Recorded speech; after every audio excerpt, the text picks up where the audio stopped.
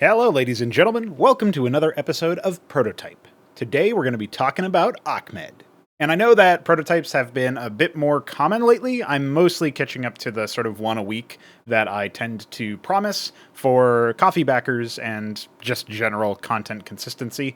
So don't be surprised if we go back to just one a week, but obviously I'm making up for a little bit of lost time here. So no matter either way, it's more podcast content for you guys. And we're going to be talking about content in this episode, and it's not podcast content, it's obviously single player and in fact cooperative RTS content for Cosmonarchy Brood War, the most ambitious project ever to see play within StarCraft 1. I think it's pretty safe to say by this point that the decisions that we had made leading up to this very moment have been pretty good. I'm thinking about the way that the balance is starting to shape up.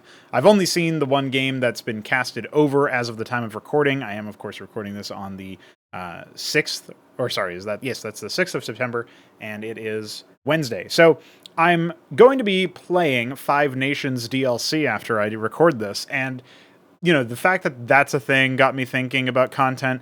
Obviously, Five Nations suffering from a lot of the same issues and essentially like a lack of or ignorance of the history of the genre in terms of its single player content. Although it's a little bit worse for Five Nations because Five Nations has no multiplayer.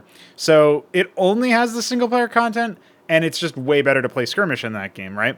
So that's a flaw, you could say. But beyond that, I've also been watching the StarCraft 2 Legacy of the Void Let's Play that I did with Mesk co-commentating. Iskatu Mesk, the homie from Canada. Unfortunate country, but, he's a homie all the same. And he's been... Well, the fact that he was along for the ride there, we go back and forth. My commentary, admittedly, is not the strongest, but we make for a good duo, talking back and forth about things and me raising points from a little bit more of a beginner's mindset when it comes to, especially talking about graphics. I knew a lot less about 3D graphics when recording that. But, even in terms of, I hadn't yet developed a lot of my thoughts on so many of the RTS specific things that were in that project, or the lack thereof, and more so, complained a lot about the lore and whatnot, which, I think I made pretty good arguments when it came to that. But, that's obviously got me thinking about content because Legacy of the Void is just abysmal in terms of its content. StarCraft 2 in general, very, very poor game in terms of its RTS campaign. And to a lot of people who are uninitiated in my thinking and the thinking of this community, the No Frauds Club, they're going to think that's wild to say. You can't just say that on the internet. What are you doing? But, we did have an episode of this very show talking about RTS discontent, actually. It's like a play on content, right? Discontent, because is how you would spell that. So you can check that out. I'll link it in the description. If you're interested in further argumentation, I'm not going to rehash that here. But yeah, suffice it to say, I've been thinking about content a lot lately, and mostly about, how a lot of other people are just not really doing it too well. And I think what it comes down to is, as a bad player on the high difficulty, if there is a difficulty selection, which is already dumb in my estimation, I think there should just be one difficulty, which is just the game, and you meet or don't meet that bar of, competence that is called for. And based on that, you either progress, you pass, fail kind of thing, as opposed to, I beat it on normal, but I couldn't beat it on hard. That was too hard. That just seems silly.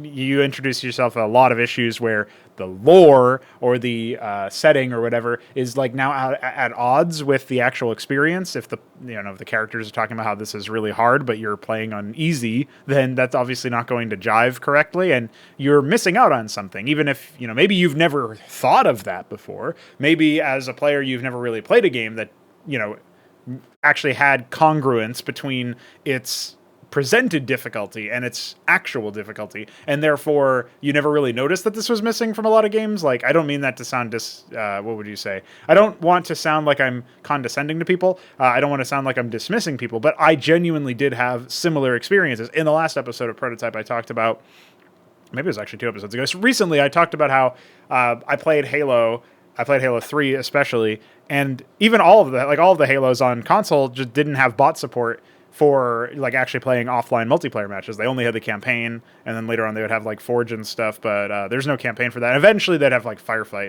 and shit, but for the most part, if you wanted to play by yourself, you had to play campaign. You didn't get even a small sliver of the experience that you could get playing like the multiplayer matches and seeing what the multiplayer meta was like offline. You had to play online with other people or, local split screen or whatever. And sure, many people did do that, but to me, it felt like, I always wanted something like bot support, but I didn't know how to articulate that because as a kid, I didn't know that bot support was so standard within, FPS titles hitherto, and that actually Halo was like kind of regressing in terms of feature sets by not including bots. And that's how I feel about a lot of games when it comes to difficulty selection and when it comes to a lot of features. It's like, oh, you have difficulty selection? Well, that's actually a regression in my mind. It's going backwards. Some people will claim that it adds, accessibility and stuff. But realistically speaking, I think the game should just be possible it should be possible for you to learn as a player, to be called upon to learn and improve at the game. And the game should test those skills, and it should present you with, I'll say, fair battlegrounds, not necessarily evenly balanced in that it's a symmetrical map with, exactly the same player counts on each team and, 1v1 or 2v2 always. But at the very least, in the context of this, we're talking about an RTS for the most part.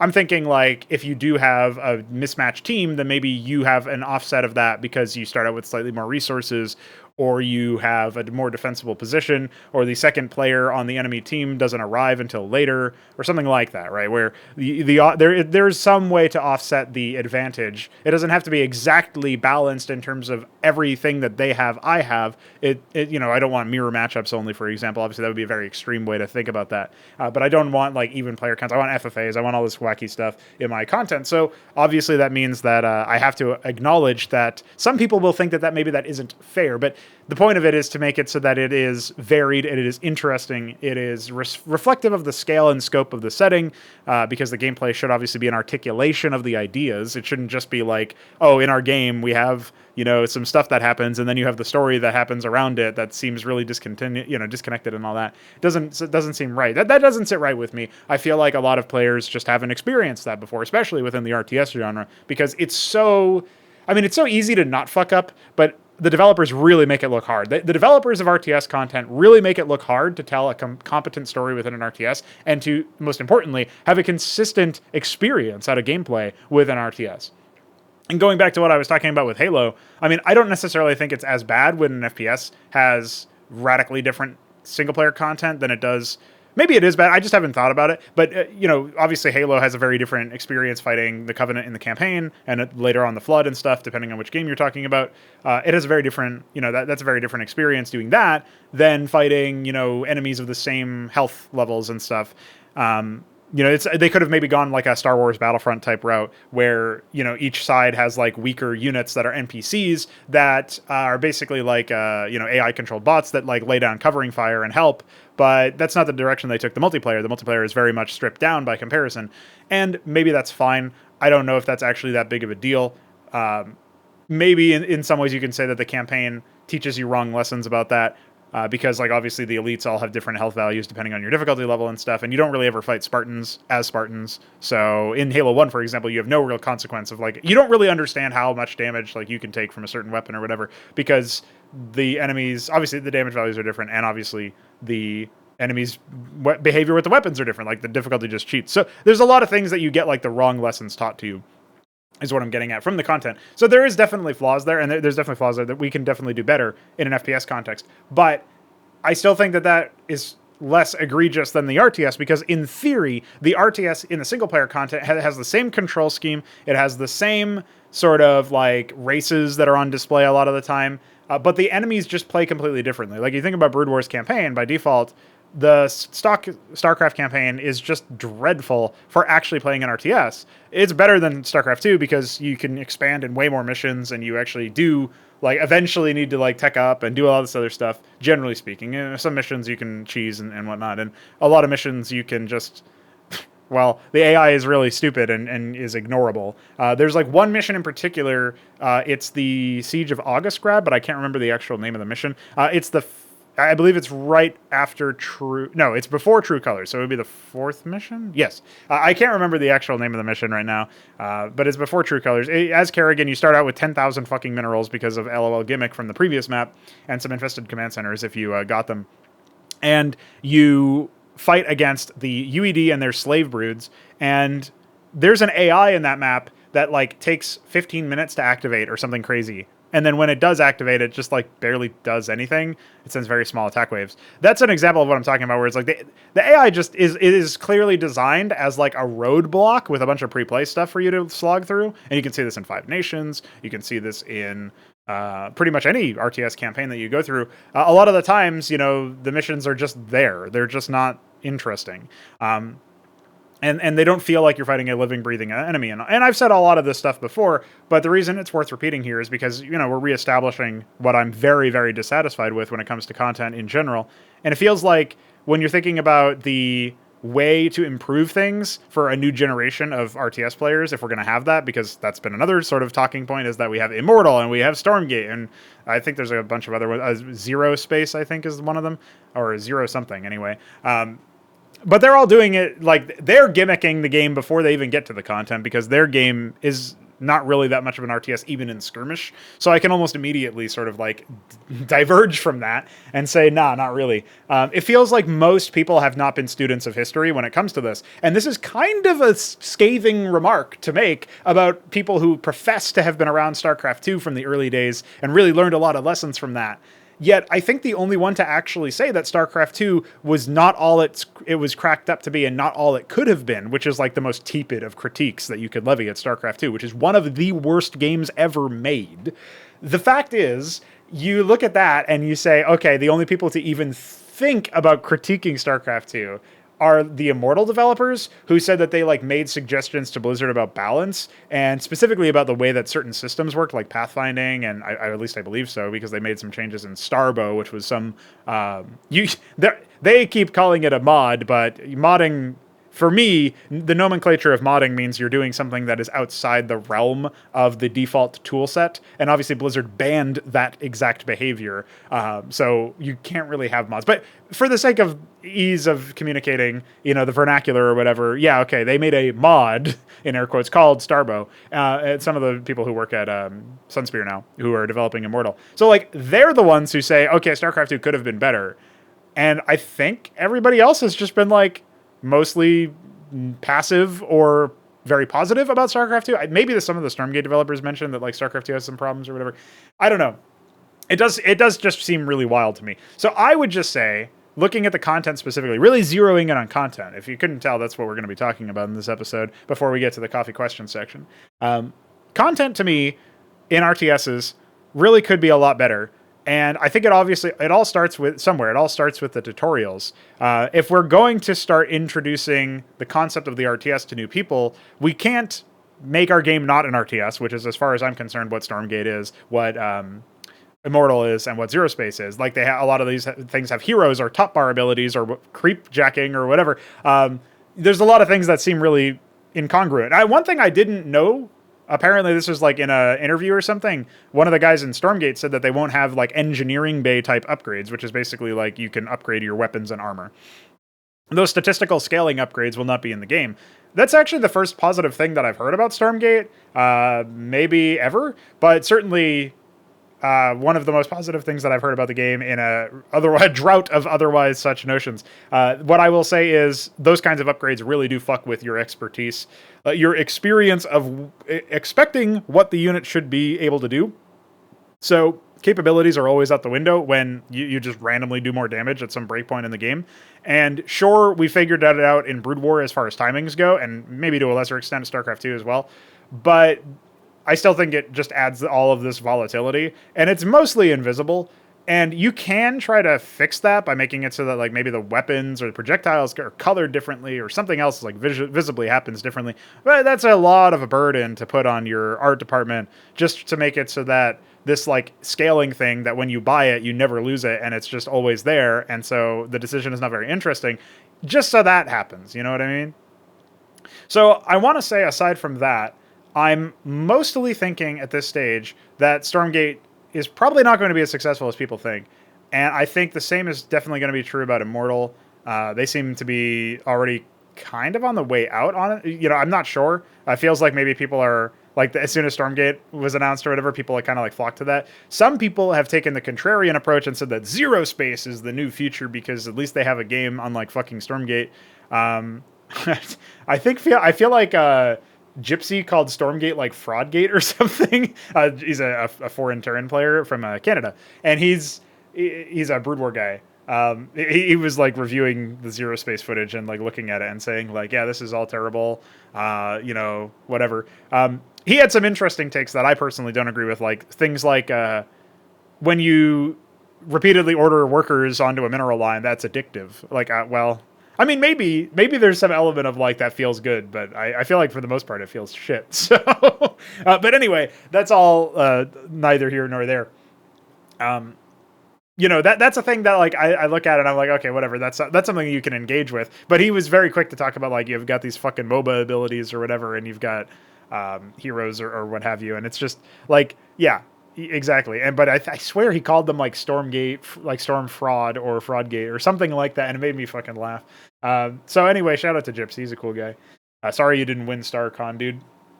You were up against Protoss. You definitely deserve to win, but that's a. This is another tangent, but I was thinking to myself, like, I want to build out an intro video for CMBW, a primer for Cosmonic Brood War, talking about the ways that it's different from Brood War and the reasons why we think that would be good. And so I was actually going to go to certain forums, like the Brood War subreddit, the maybe Team Liquid or something. And I just want to collect, like, basically a list of things that people who have played Brood War, who appreciate Brood War, have that are just grievances. Like, I love this game, but I really hate this. And I want to like total those out, sort of tally them down, see which ones are addressed in some way by CMBW and which ones would then be like interesting to talk about either in their own video or collectively in like a summary video that introduces the project, and roll with that. I feel like that would be an interesting angle to do, because that's like a case where some people are already saying, oh yeah, if Brood War didn't have this, it would be interesting or better, or at least I would like to try that. And so like, obviously CMBW is very different than Brood War. It's not just any one of these changes to Brood War and nothing else, but it's interesting to me to think about that. And maybe that would be something worth pointing out, is like, we fixed all of this shit. Like the pathfinding for, Draconins and Goliaths is better. And not really pathfinding. It's more like general movement. But the layman's terms will be like, oh my God, pathfinding is improved. What the hell? This is amazing, or whatever. So yeah, that's the end result anyway. So it's all good. But yeah, let's talk about tutorials. I've been musing on tutorials lately. And something that really keeps coming up is I'm thinking about how the tutorials really set the precedent of what the game is going to provide. In CMBW, we don't really need to worry about beginner-friendly tutorials. I wrote a content piece on this on my Substack last month, I think. I think it's only been that long. So you can check that out. I'll link it in the description. And for the most part, we just, in that content piece, I talk about how like most tutorials are terrible, and, we should definitely have better tutorials. And here's an idea for better tutorials. And also check this out in a mod for a game that's been out for over 20 years. I don't need to worry too much about being beginner friendly, right? That's been something that I've appreciated as an asset, you could say. And so if I get these tutorials out, right, and they aren't beginner friendly, then there is still technically a small subset of people who might be interested in an RTS and might also be interested enough to try out a new like a mod for an old game, but won't be able to instantaneously learn like the control scheme and stuff. And so I was thinking about how I would go about beginner-friendly things. I went back and listened to a bunch of some of the clips actually on the channel, the Pr0totype clips playlist. It's got a couple of things that talk about tutorials because those were a hot topic back a couple of years ago, or maybe a year ago or whatever, when they were recorded and edited. And to me, I think tutorials are really cool. Like a really cool opportunity to set the precedent for not just like the game itself, but also the setting, because you can really like combine them or whatever. You can start doing characterization for certain factions and etc. That's certainly something that I plan on doing for the Terrans with the Orion Imperium, but also with the Zerg. Like the Zerg, the way that the Zerg work, we're going to be using the tutorial as an opportunity, a vector for world building. So I think that's really important too. But the beginner-friendly case for the tutorial, it should probably pick the easiest to immediately intuit race, maybe the most defensive race, which is obviously Terran in CMBW's case. The race that's easiest to defend with. And maybe the most straightforward in terms of initial tech progression. And again, I think that's also Terran, although, I don't know, maybe Zerg is also pretty easy with that, but like it becomes combinatorial a little bit later on. Protoss is a lot more sensible now after the tech crunch, but that's beside the point. I will say that you could basically take the easiest race to play, in air quotes, the easiest race to start with, anyway. And I think that's Terran. I'm not sure if that's Terran in StarCraft 1. Maybe it's Pr0totype? I don't know. Like, it really depends on what you mean. Like, for a total beginner, I think Terran might be a bit more intuitive. But we're talking about CMBW here, and I think that's definitely true for Terran in CMBW. Now, with Terrans at the helm, if you were going to make a really basic beginner-friendly tutorial, you would want to start out with, you know, some sort of lore reason for why you're getting all of the assistance that you're getting. And that would probably be like, you know, you're plugged into a command matrix. And so maybe you get some tooltips, or maybe you get some dialogue events by, you know, your tutor or whatever. Like, you can come up with some reason for the in-universe, some excuse for why you have, you know, Ackmed whispering in your ear about what you to do next or whatever. That's an opportunity for you to get some work done as a writer and just essentially introduce them. Like, I was actually thinking about a tutorial, funnily enough, featuring Ackmed. I don't know if it would, I don't think it would happen, but at least not in CMBW. But I was thinking about it, and like, what if like Ackmed was just, like, I came up with this idea where like your cursor would be something kind of like the human cursor in Warcraft 3, where it's like the gauntlet that's with like the one finger extended, and the Ackmed's aid would be like, I believe you must left poke them first, and then you can right poke them onto the mineral line or whatever. like talking about getting your workers harvesting. I thought that was kind of neat. I thought that was interesting.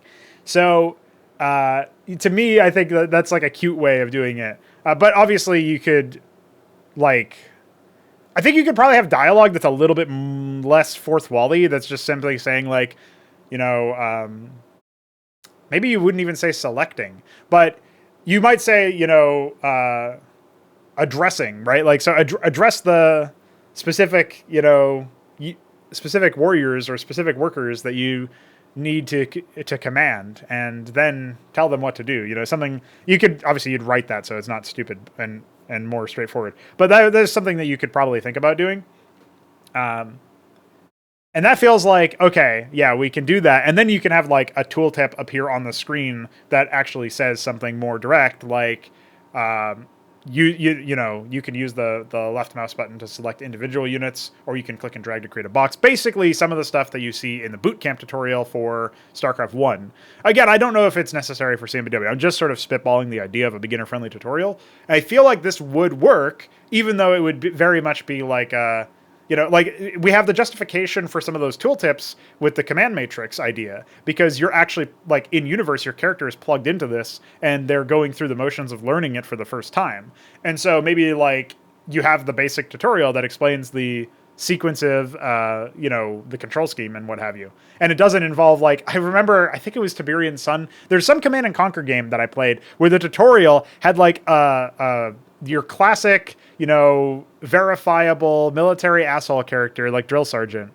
Well, I guess he was a little bit more reserved than a Drill Sergeant. Drill Sergeant probably would have been funnier, but he was basically like, all right, Commander, move your mouse to the right-hand side of the screen or whatever. Like, what? Hello? Like, what are you doing?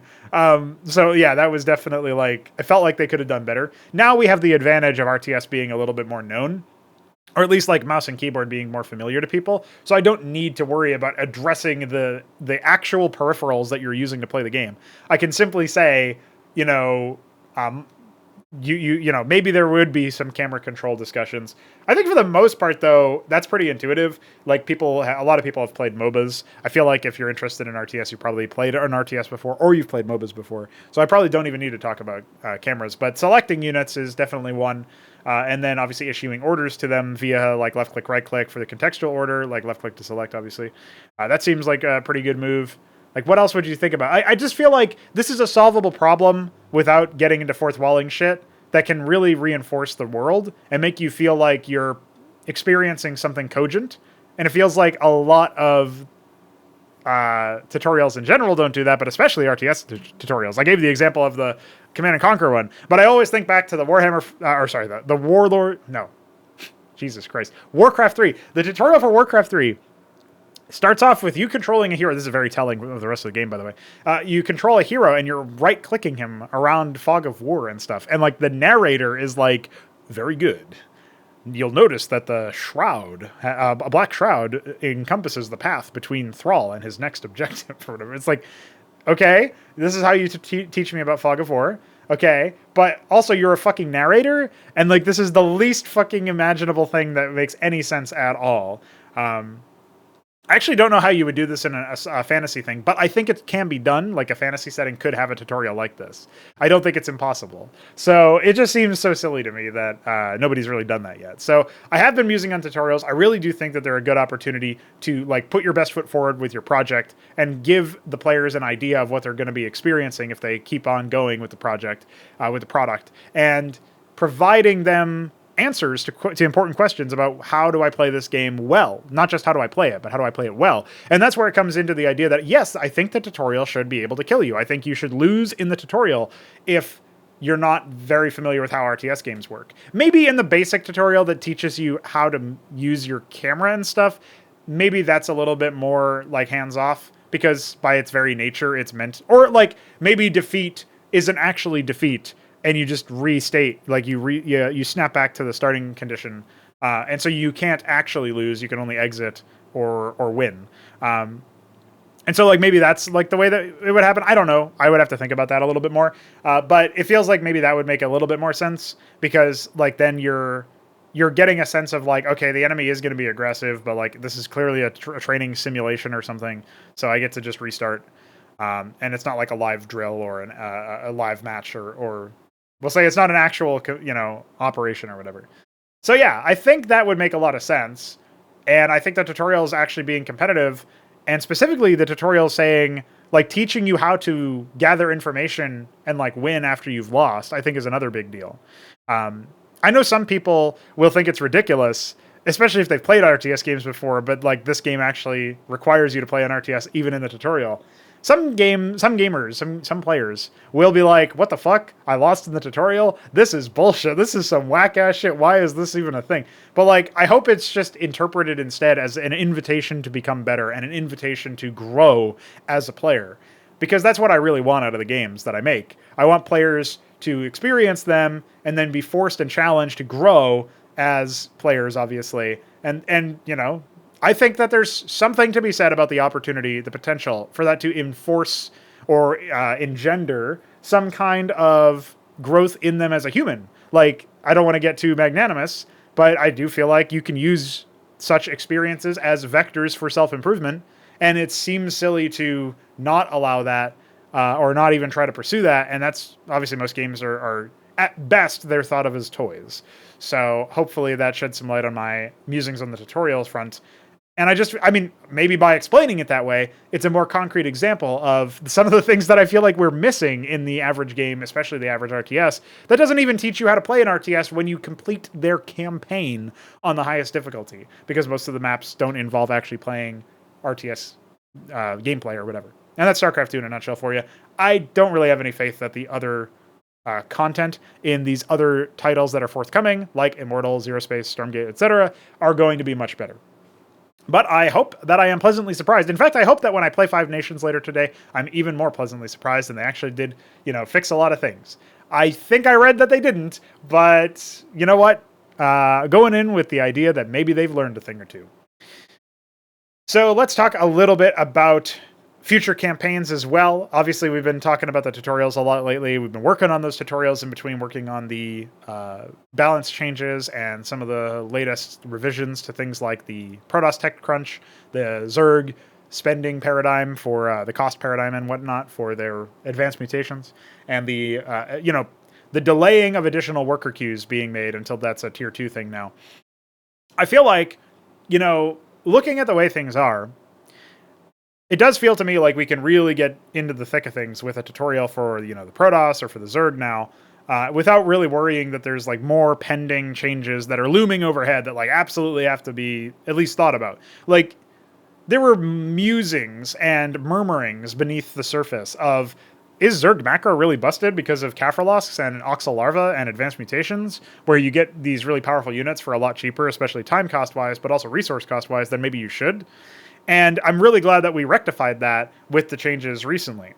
I feel like this is a really big opportunity for us to stabilize the game and then make it so that there aren't any egregious imbalances that when we fix them later, which we of course would, it would invalidate things that were said and done in the tutorial. I don't want to have to like redraft voice acting and script writing and stuff and like, you know, dialogue events and et cetera to account for changes that happened later in the game. I want the tutorials to actually be evergreen. I talked a little bit about this in one of the clips that I was listening back to. It's like there are certain strategies in Brood War that no matter how much the meta changes and how much the well, maybe this isn't true anymore because I haven't seen a Forge Fast expand in a while, but I'm pretty sure it still happens at the pro level. Like, there are certain strategies that are just true as far as, like, you can pretty much always do this in the game. And so, like, teaching those kinds of build orders and build openers, you could say, like game openers, and in general opening gambits and strategies, seems like a really good opportunity for competitive-minded content. But Veek and I also talked about in episode 19 of this show that you can probably just have like build orders that are featured or whatever that like are creations of the community, and you can like go through and maybe drill them, and then it can like, you know, I don't know, say Mystery Meat or Shambler or whatever, like play a match in a tournament, and they, you know, they pull off this build order and like it gets logged, and you can like compare how you did it to how they did it, you know, your execution and your timing and stuff. I feel like that could be really cool. And that would also probably be better than trying to just be like, oh, always do this or whatever. You know, like I wouldn't want to tell people to like do some equivalent of Forge Fast Expand if that really heavily fell out of favor in the meta. So like that would obviously not prepare them for any sort of, like if they did that in multiplayer, they might just die. So I wouldn't want that to be the case. But that is sort of where I take myself to the topic of future campaigns. And I think to myself, like, I'm really pumped and looking forward to creating more content for people to play. I think that single player campaigns that actually do prepare you for some idea of multiplayer, even just playing co-op or something, because there's loads of scenarios and stuff where you have to play pretty well in order to beat the enemies. There's actually one that I haven't even beat yet, although I've only played it a few times. It's the Samaritans. It's a 2-player Terran scenario where you're on a space platform. You're surrounded by Zerg on left, right, and bottom, but the top has 2 Terran players that are also hostile to everybody. So it's an FFA, a team FFA, basically, a 2v2v3. And it's really cool. I actually quite appreciate it. And I think it's interesting, right? And so, like, you know, it's not really the same thing as playing default CMBW in Skirmish, obviously, but it's neat. And it's something that I think if you look at it, you're like, oh, yeah, I can see where, you know, skills that I learned playing campaign or playing multiplayer, you know, melee, skirmish, etc., those skills are going to be reflected in my play here. And I can actually demonstrate that I have those skills or don't have those skills, lack those skills, you know, based on that. And so I feel like preparing players for cooperative or competitive multiplayer seems like a really good move. And it's something that definitely the campaigns can do, while also, you know, ideally telling a compelling story and establishing a compelling world, and, you know, providing you an insight into compelling characters and so on and so forth. And I think looking at that, it seems really obvious that we should definitely be trying to focus on that. And it seems really obvious that we can focus on that a lot more once we get into the idea of, you know, like, okay, yeah, the multiplayer is in a service state. I talked about that in the previous episode of this show, talking about the end of year goals. If we can get things into a service state and have a couple campaigns out or whatever, you know, maybe CMBW sees a lot more campaigns, or maybe we've moved on to Antikythera by that point, depending on Veek's availability and all that other stuff. It just seems to me like it's a really cool idea. And I would really quite like to experience that and enjoy that. And it feels like a really obvious move. So I think definitely we'll be trying to work on some campaigns after the tutorials are done. You know, we'll do one mission of each tutorial, and then we'll think about whether or not we want to extend that. But, you know, they can be almost like these sort of one-shot type deals for the time being. The Terran one I did do voice acting for, but I'm going to have to, you know, redo some of it. And even then, it's going to be placeholder because it's just me doing it for all 3 characters, and that doesn't seem super reasonable. But then there's the Zerg one, which I have the layout for, but I have not done script writing yet, although I definitely have a general plan of doing it. And then for the Protoss one, I haven't even started on it yet. I'm going to wait until the Terran and Zerg ones are further along, and especially the Terran one is just outright released. And then I can think about like what to do about the Protoss. So that'll be cool, and that'll be, you know, ideal to have that available. I'd like to have at least 2 tutorials available, Well, I don't know how realistic that is. I would like to have tutorials, at least a tutorial mission available before I go on Ross Scott's show, because that would be great for helping to present the game and the project to people who are interested in, basically like a newfound audience that might be interested in the ideas that we have. Feels like a really obvious thing to do. So that's definitely something that I want to focus on. And so you'll definitely be seeing me work on that on the Discord server and in general when it comes to doing dev streams and such. And when I'm done with the tutorial stuff for the time being, where I at least have like the Terran and Zerg ones, and maybe I've started on the Protoss one, you could definitely expect campaign development to resume in full swing. And I think we'll just release the missions as they're finished and available, even if they have like trial run voice acting or whatever. I am a little bit wary of that because obviously, like, we've seen this with Butcher's Ballad. I've actually seen this with Inconsummate and Hydra back in the Hydra days. When you release content and you update that content, or like the game in this case for CMBW gets updated where like I changed something about how the game's balance works and stuff, seeing people play the game and then like upload videos of it and their impressions and such will always feel a little bit awkward. And so I'm not really 100% sure about that. Like, that does kind of suck. But the game is always going to be in flux. At the very least, we're always going to have like new art assets coming in and stuff for like, not always, but like for a while. And so that alone is going to be significant. So yeah, it feels like it's not really avoidable. And to me, I would really love to just get some content out there, even if it means that there's going to be some, videos of it that are like outdated versions or whatever. I think that's a small price to pay to get the campaign content out there. And really, we've been starving for it. So let's get some out there. I also hope that, I guess as a general point, it would be really nice if I didn't, I didn't like let the feedback from people dissuade me from continuing to work on it, which doesn't mean that like, people would not like it and then I would stop working on it. It's more like, I wouldn't want people to be like, have a bunch of feedback for maybe the story or the narrative or something before it's done and out and fully digestible. And then me being like allowing that to influence me or whatever. But, maybe it's just WIP and we just take it with a grain of salt. I don't know. But I'll think about that more and consider it in the future. As far as like specifically nailing down which campaign I want to work on next, I think it probably will be Day of Blood because it's a shorter campaign. The only downside of that is obviously we're dealing with the case of there's going to be factions in that, the Upstart faction. And maybe the Futurist Federation faction. I haven't quite nailed that one down yet. But it's 6 missions. It should be plausible to bang that one out, And I'm not super concerned with the idea of, I just think it's definitely possible to make that in a shorter time span. And so it feels like after the tutorials, say we finish the tutorials by the end of September, or at least like finish the first 2, right? And the Protoss is the one that's left. I think the next couple of months can be, Day of Blood dedicated, and we can at least have like a draft of the campaign playable. And that would be good. That would be worthwhile. And we'll see what comes of that. I also think that talking about cooperative scenarios and multiplayer content, it deserves a shout out here towards the end of this campaign subject, because it feels to me like cooperative stuff is also very, very rare within RTS games, but cooperative games are so good. Like, it's so much fun. It's so much easier to have a good time with a friend or with, like I play a lot of games with my brother and stuff. The game doesn't have to actually be good for it to be enjoyable with other people. So I'm not saying that as like a cynical thing for me, like, I don't even have to try that hard because it'll be fun because you're playing with friends. And that's like my crutch. To me, it's more like, no, I'm thinking, I don't know. I guess I'm just thinking like I would want to deliver a really high quality experience and then have that be further magnified by the fact that you're playing with a friend or family member or whatever.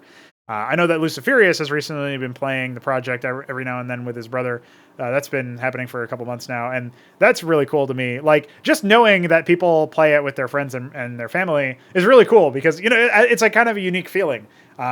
Knowing that people are doing, having fun with the project, maybe outside of your immediate purview and with people who are outside of the community, even who are like in their own community, their own sort of section. We had this with Raynarel talking about how he would play AI games with all of his friends. Like, he had like 3 friends or whatever, and they'd all run 4v4s versus AI and stuff. And it's like, yeah, that's really fucking cool. I don't know if he still does that, but that's really cool. It's really neat. And I appreciate like finding that stuff out and seeing what people's impressions are. I think it's definitely worthwhile. It's definitely interesting. So yeah, having more content to support stuff like that seems like a good move. Now, not sure what a timeline would look like for me to do that, but every now and then I just get the idea of a scenario. I don't necessarily have like transmissions or dialogue or in any of them, but I come up with this like non-standard experience that you can play in co-op, and there you go. It doesn't even have to be too involved. It can probably be like just a briefing or something, and then that might be it as far as making it feel more official or whatever. And maybe we just keep doing, birthday content as well that happens to be co-op. Like I'm trying to think about whose birthday is coming up next. I actually have that written down somewhere. So actually, it's my birthday, if you can believe it. So that's kind of wild. We did just pass. Yesterday was iQuere's birthday. Rest in piss, dude. And the main thing that I was thinking about at some point I should definitely release like an honor, like a video, a map or something that like honors his legacy, like shows how far we've come, and does something that he would always have wanted to do. But I haven't thought about exactly what that would be. I was kind of holding out for Antikythera for that because he was really excited about Antikythera and contributing to it and stuff. But anyway, aside from that, yeah, there's not really a birthday coming up. It's just my birthday is up next. So I'll make a birthday map for me, probably, and then we'll see what kind of co-op shit we can do. But yeah, I'm looking forward to stuff like that. And I wanted to close out the initial section before we get to the coffee questions here by talking about Ackmed. This episode is called A Story About My Ackmed, which is actually a reference to a story about my uncle, which is apparently like a funny platformer indie game or something. I've never played it, but I actually own it. So maybe I should play it, and maybe I should have played it before this. But obviously, Ackmed has received an update. Ackmed, for those who don't know, is a hero firebat from way back in the Sigma Squadron, which is it was a comedic campaign that I was working on in 2011, or maybe 2009 as early as that, but I remember working on it mostly in 2011. And Ackmed, as a firebat hero, basically, like, eventually, it just became very absurd over time, where eventually, like, he became a chicken-fueled deity, and the chicken part is because in the Sigma campaign, the Sigma Squadron, him and his troop, the Sigma Squadron, traveled to... He wasn't the leader, but he was like the main... He was like the main character who wasn't the main character. I'll put it to you that way. And he's a really wild character. He would roast midgets because mutated midgets were like one of the enemies that you would fight in the other realm that he traveled to with Sigma Squadron. And when he roasted them, he would say, "Oh yeah, I'm going to eat some Micken now," or something to that effect. This is like, again, I'm trying to think of how old I was in 2011. But yeah, I'm still a teenager at this point. So maybe that explains the wacky premise and the comedy, like the weird angle to the humor or whatever. But it was presented a little bit more slapstick and funny than I'm doing it justice right now. And Ackmed then became this Mickenmeister. He'd really like to roast whatever and turn it into Micken. It didn't really matter what it was. It was Micken, even if it wasn't made of mutated midgets. So he likes himself some Micken, and he roasts it with his flamethrowers, and that all checks out. That makes sense. But eventually he became a deity, and like there's a chicken pile at the end of the universe, and there's an Ackmed clone eating that chicken pile, like an instance of Ackmed, an avatar of Ackmed. And when the chicken pile runs out, that Ackmed becomes another chicken pile, and another Ackmed clone or instance or avatar or whatever arrives right on schedule to begin eating that chicken pile. And like that's like actual Ackmed canon. And then when you have Ackmed existing with so many different instances, so many different clones, it becomes obvious that every firebat, every Hurakan, every time you've ever trained a unit that involves flamethrowers in any match of StarCraft or any mod for StarCraft or anything like that, that's Ackmed, dude. That's an Ackmed clone right there. And in fact, I think any flamethrower in any game is Ackmed's handiwork, and any chicken as well was probably prepared by Ackmed in some way or blessed by Ackmed in some way. And it just becomes very obvious that Ackmed is omnipresent. And that is not a shout out of the new game mode for CMBW, but he is he's quite powerful, and his chicken is everywhere. His poultry touch. So don't suspect foul play with Ackmed, but people have in passing, inquired about Ackmed. He's an interesting fellow. People don't know what to make of him. People don't know what to think of him. But Ackmed, I mean, even when I voice act as Ackmed, I mean, I guess I don't voice act as Ackmed, do I? Because the credits always say Ackmed as himself. It's almost like Ackmed is a force of nature, and less so an entity that can be understood by feeble human minds. But I hope you have enjoyed learning about Ackmed, and that is a story about my Ackmed. So you can't call this one clickbait. And also shout out to Solstice for remodeling the Firebat, the Huracan for CMBW, as we call it, and giving us a new Ackmed graphic. It's pretty based. Hopefully by demonstrating, in fact, how much of an improvement that the new Huracan graphic is, you guys can understand why I was saying stuff like, a lot of the default graphics really need to be revised. You know, if we can get this kind of good-looking shit done for things like the Zethra core and other such units that to me are really uggo, I think the Goliath is an example, but mostly because it's fucking rendered with perspective, and its materials are really inconsistent with other Terran stuff. That would be another example. Yeah, it just makes a lot of sense to go through and improve these models with new ones where possible. Of course, we're still going to be iterating on graphics. Actually, Mesk had some feedback for the Zerg ones that I did share with Solstice that at some point I'm pretty sure we'll act on it, and we'll see what happens there. But yeah, for me, I just think about it like, yeah, there's a lot of interesting things that you can do about that. And Ackmed being based as usual, I mean, come on now. So he looks very good now compared to what he did. It's an improvement for my money. So I hope you enjoyed Ackmed. So let's get on to the coffee questions. If you're not familiar, I don't know how you're not familiar already, but if you go to co-feed.com/Pronogo and Week 7, link in the description, you can throw money at us and I'll answer your questions on this show. And when Veek's available, we'll both answer questions, mostly on our show on the No Frauds Club channel. But, every now and then he might crash this one again. You never know what might happen around here. First up, we have Alexhandr. Thanks for everybody's support, by the way. Alexhandr asks, what aspects of modern game design get under your skin the most, and why? So actually, it's kind of interesting, because at the beginning of this show, I was talking about the StarCraft II Legacy of the Void playthrough that I did with Mesk, and I was talking about how, for the most part, I think I provided good commentary on subjects like the lore and the story writing and stuff. But actually, I don't think that that's the worst part for me these days.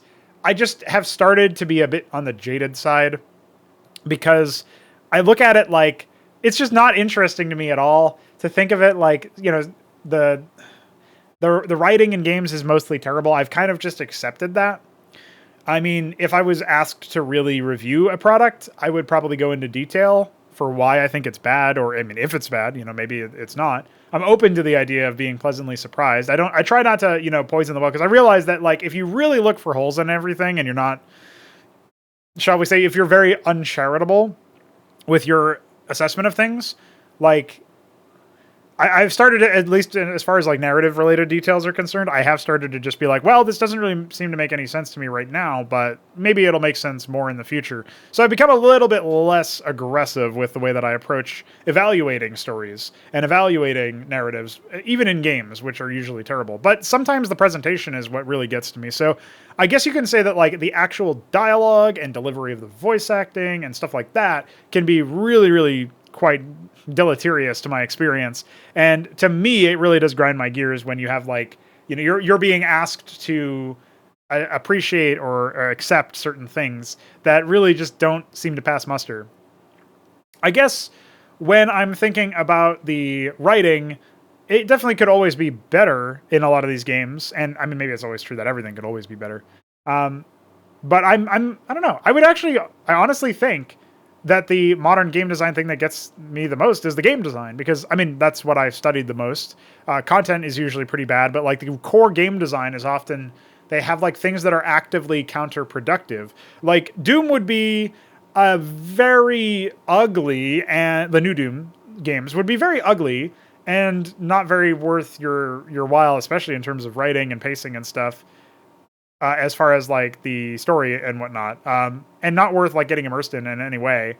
And it would have a lot of problems with sound staging and balancing and all this other stuff. But if they just outright removed the QTEs and made it so that you get resources based on the maps, those two changes alone, I mean, just the removal of the QTEs, but the two changes that I said there would actively improve the game. And it would not even be close. It wouldn't even be like an argument. even though they ostensibly built the game around executing enemies, the fact that it butchers the pacing of the combat so much and like snaps you into really awkward animations and like basically you're watching like micro cutscenes upwards of like 10, 20 times a fight in any given arena. Like, the game is not very inspired, but it would be significantly better if they just didn't have that system in the game at all. Yeah, okay, it would probably be harder if they didn't then go in and like add more pickups and other ways to like keep yourself topped up. I guess they would probably need to allow ammo at the very least to be dropped, but I'd take that over, you know, obviously difficulty selection, as I mentioned at the top of the show, but also things like just interrupting the game all the time. It's really quite miserable. So I would say that's like an example of something that really grinds my gears. I think the macro mechanics in StarCraft 2 should just be removed. That's another thing that, like, as far as game design goes, like, there's certain systems in games that just, they do the opposite of what you want, or they don't really, like, whatever the developer was trying to go for, these systems make the game worse. And, you know, there's something to be said that I'm starting to get a lot more sympathetic about as I work on CMBW for longer. There's something to be said about, like, intending one thing and not getting it out of your change, or getting that and something else that you didn't intend for out of your change to the formula, or, you know, your update or your balance tweak or whatever. But that's usually related to multiplayer stuff. And in the context of single player stuff, or, you know, like player versus environment stuff, it feels like games could just be so much better so very easily. You remove shit like RNG, you make the game more about, you know, less elements, basically, as you strip the game down a little bit. It just becomes better. Like, there's certain decisions that are just always confusing to me because I never see them justified by the end product. And I always just imagine how much better it would be if they didn't do that. Like, at least in roguelikes, RNG is baked into the game. I don't like it. I don't agree with it. But removing it is not trivial. And therefore, like, you can get to a point in game design where it is trivial. And in most games, like, removing it from StarCraft 1 is fucking trivial, guys. Like, it's so easy, not just on a technical level, but you just replace it with cliff advantage and you're done, like, GG. So, like, conceptually speaking, it's so easy to come up with better solutions than, you know, randomness. And that level of randomness to me is just really wacky. Like, I'm really surprised that that's a thing in any game, especially games that are trying to be competitive. But if it's just like low effort randomness like that, where there's like a miracle chance or a 50% mischance under these circumstances or whatever, and it doesn't need to be like that. Like, it's not like a roguelike where RNG is just baked into the genre, and usually it's harder to remove than just removing it. Okay, if it's not like that, then why are you adding it? Why is it in the game? So that's definitely something. I would say design, ironically, is probably the biggest problem with game design these days. They're just not designed well. They're over-engineered. They have too many systems going on. They try to be too many different things at the same time. And that's where you get into games like Stormgate, etc., that seem to just try to be destinations for people to always play like this one game. And they want to be like all things to all people with their marketing too, where they're like, yeah, we're kind of like Warcraft 3 and StarCraft 2. These fucking games could not be further apart from each other. What do you mean when you say we're like that? Like, that's so insane to me. And that's not necessarily a direct quote, but it's just like, that's the vibe you get. Like, it's StarCraft 2's shitty art style, if you could even call it an art style, where it's just a mobile game. And then like the combat pacing is a bit slower. So that, and there's some fantasy elements and there's creeps. It's like, great. I mean, these are not good games to emulate anyway, but at least fucking pick one of them instead of both of them. Like, the two worst games that have come out of Blizzard and well, that's not even true, but the two worst games that have come out of the RTS genre in, you know, terms of like, size and scale and impact to the genre, the two worst games, basically. Like, nah, I'm not really interested, man. And at the same time, it's trying to be too much. So, yeah, I'd say design, being over-engineered especially, having stuff that could just be, you know, dispensed with to make the game millions % better. Like, that's really what grinds my gears and gets under my skin. Mostly because it's like such wasted potential. It's so easy to just not do that. So hopefully that is a satisfactory answer, and thanks for your question, and thanks for your continued support. Myrian asks, what fictional settings, aside from Warhammer 40k, would you like to work with? And he stipulates that this is given the opportunity to provide, like, basically not be meddled with by, you know, developers or whatever, just basically like given carte blanche to work with. So I think that I could do a really good job, and this doesn't have to be RTS specific, by the way, at least that's not stipulated in the question. I would say there's a lot of fictional settings that I think could be done pretty well. I don't know that much about Warhammer Fantasy, and it also kind of feels like a cop-out when Warhammer 40k was prohibited. But we talked about Warhammer 40k in a recent episode, so that's why I'm assuming that's why I was stipulated that, like, don't pick that. I actually think I would probably do a pretty good job of making Star Wars interesting, not necessarily for the, like, recapturing the old essence of the, like, the movies and stuff, because I don't think that's good for a game. I feel like that's much more about, like, an adventure thing or whatever. But, you know, I played the Jedi Fallen Order game. I haven't played the second one. It looks like a fucking buggy mess. The first one was not very good either. The first one was actually really quite terrible. I haven't played the second one, but the first one was... It felt like it was supposed to be this weird romp, and, like, all the writing was really bad. And, like, you know, talking about my answers to Alexander's question, a lot of the voice acting really took me out of the experience. The dialogue itself was really quite terrible. So, like, that's just a case where it's like, I just want to skip. But if I skip the cutscenes, if that's even possible, I can't remember if it was in that game. Skipping the cutscenes also feels stupid to me, because I'm basically saying, like, hey, this really important part of the game that it took a lot of the budget is, like, I'm ignoring it, and thus not really experiencing what the game has to offer, and thus not having a complete picture in my head of, like, evaluating the game. But, like, yeah, the cutscenes in that game were just dreadful. I think I could make a really solid game in Star Wars. It would probably be a shooter or an RTS game. One or the other. But, like, if I signed on to, like, Battlefront 3 as lead designer, like, I'd have some really interesting ideas for sure. Let's see, if I had to do... I'm not really a massive fan of Star Wars. Like, again, I wouldn't be like, oh, let's preserve the way that the original movies were. I wouldn't go the fucking whack direction that some of the sequel trilogy went, or, like, the prequels or whatever either. But I feel like I think there's interesting ideas to explore in there. I would say besides that, would I do anything in the other games? Like the other obvious, like, corollaries here, as far as fictional settings are concerned? Maybe, I don't want to do anything related to, like, superheroes. Not really super interested in that. Maybe Lord of the Rings? I could probably do something about Lord of the Rings. I feel like that's untapped potential there. But I also am not super familiar with Tolkien's work. Like, I haven't read the Silmarillion or whatever, and I don't know that much about all of the individual races and stuff. So I'd probably get a lot of, like, things wrong that to me are not very consequential, and that I know that the fan base of that game can be quite ornery. So I think, well, let's just see what happens. I beyond that, I want to say, fuck. There was one that was coming to mind, but there's another fantasy type setting.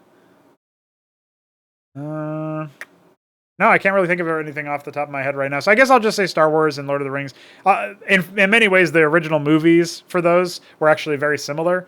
In my mythology class, we watched Star Wars, the episode 4, right? Like the first one, really. And then we watched Lord of the Rings, the first movie, and talked about how, like, the story, the essence of the story, like the hero's journey and stuff, were, like, very similar. It's kind of funny that I ended up picking those two. But I feel like that could work out pretty well. Honestly, I don't... I wouldn't want to... I wouldn't actually want to work with Warcraft because it's such a fucking schizophrenic setting. Like, I don't even know what it is. Like, I would probably just go to, like... I would probably just reboot it, but, like, it would be satisfying to me to make, like, take, like, Warcraft or StarCraft and basically, like, tell a story that's actually reasonable, and then be like, see, it was that easy this whole time. You didn't have to make it about fucking love triangles or, like, weird prophecy shit. You could just make it actually, like, interesting and about military. I'm kind of doing that with StarCraft already, so I guess that's why I wouldn't say StarCraft, because I'm that's what CMBW is in some ways, is, like, imagine if it wasn't shit. But yeah, so I don't know, maybe that's, like, honorable mention. But thanks for your question, Myrian, and thanks for your support. HelltRYKS asks, what makes a username good enough that people don't cuck up saying it? Yeah, this is obviously a reference to the fact that I messed up his name. I call him, like, HelltRYKS or something a couple times in a row. It's funny because when I wasn't answering his questions in the last two shows, in the last episode, I did actually say his name correctly when I was talking about like, oh yeah, HelltRYKS asked me this question, and talking about the end of year plans, right? So it's really funny that like specifically when reading out his name for the questions, that's when I messed up his name. But hey, I didn't do it right this time. Or sorry, I did it right. I didn't fuck it up a third time in a row. So I think that I deserve a cookie or something. So I'll just point that out. But yeah, what makes a username good enough? What's a Frauds Club approved username? I don't know. I don't actually think HelltRYKS is a bad username. I actually don't know what it means. Like, is it like these tricks will get you into hell, but it's not spelled like tricks, like TRICKS. So I don't know. And like the capitalization is interesting, right? So I don't know. I'm not 100% sure what your username actually means. Maybe it's one of those things that you just made up when you were young. Like Pr0totype was actually one of those things. Like I have told the story behind the username before, but basically I was really bad at Brood War, and I was like 8 or something, maybe younger. And I made the game, like I was trying to come up with like a new, my original, way back when, my original username was War Phase. And that was mostly just because I was thinking of like, yeah, dude, we're in a phase of war. Like this is the first phase of war. I don't know. I don't remember what the fuck the 6-year-old me was thinking when I made that name. Or maybe it was 4-year-old. I don't remember. I think I was 6 or something like that. I also have a distinct memory of being a kid, playing in my living room, having my family just being like walking in and out and stuff, but like not really paying attention to the screen. And I joined some map that was just called like Tank Defense or something, and it was one of those like strip maps where like the mini map is an image of like a porn still or something. I had no idea what was going on. I was like, what the fuck? Like, what? Her tits are out. Like, oh my god, because we got to like the penultimate level and then we lost. I have a distinct memory of that. Like, I was like, what? You can do that in Brood War? That's legal? I don't know. I was like 8. I swear to God, I was 8 or 9. That was a really funny one. But yeah. There was also, while we're sharing anecdotes here, because I guess that's really what I'm going to use this question for, there was another moment where I remember somebody like hosted because eventually some people were just like, fuck the defense part of that. Let's just like I guess we'll just host a map where the minimap is porn and it's just revealed. Because that's like the weird fucking desperate state of the internet. Even back then, like some people were really quite porn addicted. So, there was some lobby where some guy was like, he was hosting it, and he's like, come for a sexy picture or something. It wasn't that, but it was some kind of thing like that. And I joined because I'm like a 10-year-old, so I don't know what the fuck's going on. I'm horny all the time because I'm a fucking boy. And so I'm like, all right, let's see this. I didn't type anything. The guy was like, guys, make sure to take your pants off. This is going to be a good one. And I just remember that was really funny to me even in the moment, but that's really funny now. Anyway, he started the map, and it was actually Rick Astley, Never Gonna Give You Up, with like a still image of him like pointing at the camera. So that was even better. If I had taken my pants off, I would have felt really silly. But that was funny to me. So there you go. There's some anecdotes from way back when. But no, I picked Pr0totype because if you were a pro, I wasn't gonna go. Like, I wasn't gonna start the game. So I've said that like a million times, probably on this show, like multiple times. But that's where my name comes from. So my name is just like fucking weird. Like, I don't know. It's funny because like now, if you're a pro, I actually want to fight against you, even though I'll lose because I actually want to get better and stuff. So it's funny how like even my name is slightly fraudulent. Quite, it fits in with the realm here, but it's just too late to change it at some point. It just sticks, right? If I had to pick my name now, I don't actually know what I would pick. Probably something with like vague, like some interesting like alchemical process. And I don't mean like the name of that, but I'd probably pick something where it's like I take like something negative and something positive, or something like strange and something interesting, something degenerate and something positive, and like combine them and talk like that process of like alchemy, like turning, what was it, like lead to gold and stuff like that. Basically taking like the shit of the world and making it better. Like that's probably what I would try to reflect in my name now. But like I said, too late to change it now. No point, no need either. I'm not really bothered by it. So yeah, I guess what makes a good username? Well, something that reflects who you are. Unfortunately, we usually pick our usernames before we know who we are. So what are you going to do? Thanks for your question and for your continued support. The Shambler asks, what will the general aesthetics of the Kolypo Azos be? So this is an interesting question. He talks about like, are they going to be like demonic or some other form of otherworldly? I won't lie, my initial like sort of default idea was these sort of like very hate-fueled, twisted, miscreant creatures that definitely use like black and red as key colors, and have a lot of like really wild experiences and general aesthetics, where they're meant to be these horrific beasts that are unknowable. I'm not sure I would still go with that in aggregate now that there's been some distance since the original incarnation of them, or like the original concept of them. But I really like the idea of them starting off as seemingly more familiar in that way, where they are almost like hellspawn or demons or something, and they make you feel like, oh yeah, they're just demons. And in fact, this could even like sync up with the previous episodes. I talked about merging Warhammer 40,000 with Xibalba, and talking about how like the Kolypo Azos could be seen as like an extension of the demons, or initially, but then it's revealed that they're their own thing. I don't know. Something like that could be kind of interesting, like the Chaos or whatever. But anyway, the idea of them like starting off that way, and then like the higher tier ones just get further and further divorced from reality as we know it. That feels like it would be a really good way to think about it. So like they start off as just terrifying but understandable, and they become terrifying and fucking unknowable the deeper you get. I guess the general aesthetics right now in my head are I still do imagine like, you know, spiked mottled carapace and all this other stuff for these sorts of like serpentine or animalistic demons. And, you know, but it's hard to just sum it up like that, because they're not really always bipedal, or like they're just very twisted forms. Like they don't look like they would even function per se, as like, but they do. And that's also part of the unknowable, like, nature of them. Like, how do they even work? Like, one of them might not have a head, or one of them might be a head, and you know, this sounds goofy to say out loud, but like I would try to obviously present it in a way that wasn't. One of them might be like, there's this I had this dream that was kind of nightmarish, where a family member of mine was just a head, legs, and like their heart was kind of like beating very obviously inside their body, but that was just it. And they were like walking around or locomoting, like moving by like putting their hands on the ground and then like sort of lurching forward and like leaping almost, and then like landing on their hands. And then they did that for a couple sort of rotations of that animation, if you want to call it that. And then they landed on their heart, or like the part of their heart, like their torso, where their torso would be.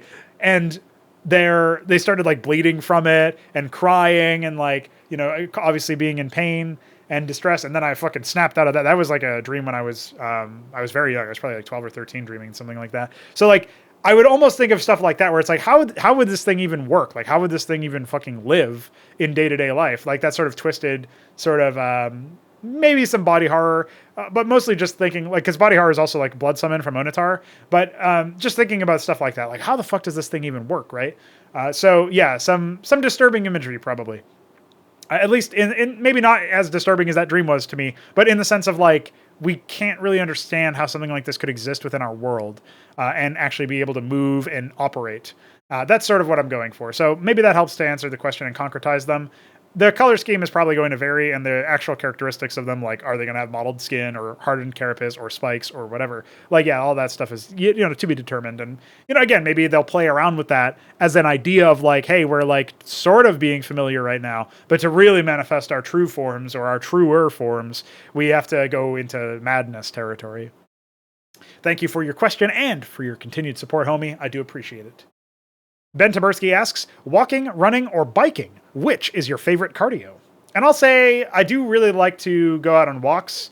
It was funny because he asked this question and I had just come back from a run, earlier that evening or whatever, I had come back from a run, or the previous day or something like that. So very recently I had run, and I was like, oh yeah, shit, he's asking me about cardio. So I do run fairly frequently, a couple times a week is my general go-to. I like it. It's hard work, but like I'm a bit of I'm not really that fat, at least anymore. I used to be a lot fatter. So it's good to keep myself trim, but it's also a fair amount of work. I basically do it to practice breath work mostly, like breathing through the nose for as long as possible for like maybe the first 3-5 minutes or whatever. And then then I start breathing through my mouth for the last couple minutes. I don't run for very long either. I run for, you know, maybe like half a mile, and then, you know, I'll walk for a bit, and then I'll run for like maybe a quarter mile or something.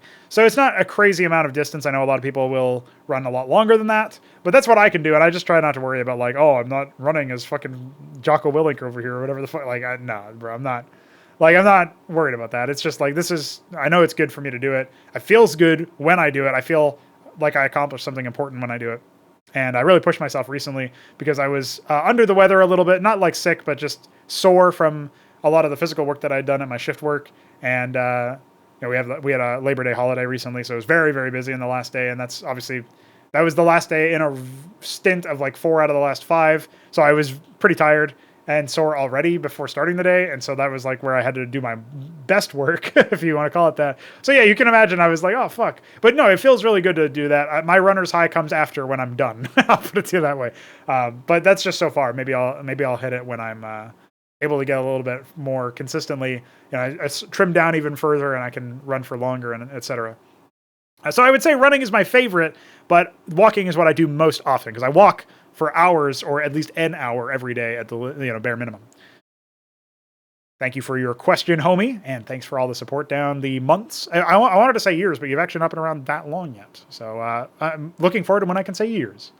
3Crow closes us out with a question of, would you make an RTS game with a fantasy setting? And he goes on to ask, would the scale be worth it? Would it be would all the tropes have been done now? I actually do want to make a fantasy setting RTS. I don't know. I touched a little bit on this. Like, I don't know exactly how you would do like basic bitch tutorial stuff where you're basically doing like the command matrix thing. You don't really have an easy excuse in fantasy, but I feel like you could probably write around that. But that's really the only major concern I have. I think in some ways, Blood Summon will scratch the itch for fantasy a little bit when I get to Onatar, because they are very fantastical and almost like sorcery or demonic possession and stuff like that, as opposed to sci-fi things, right? But it coexists with that, so it's not exactly a full-blown fantasy setting.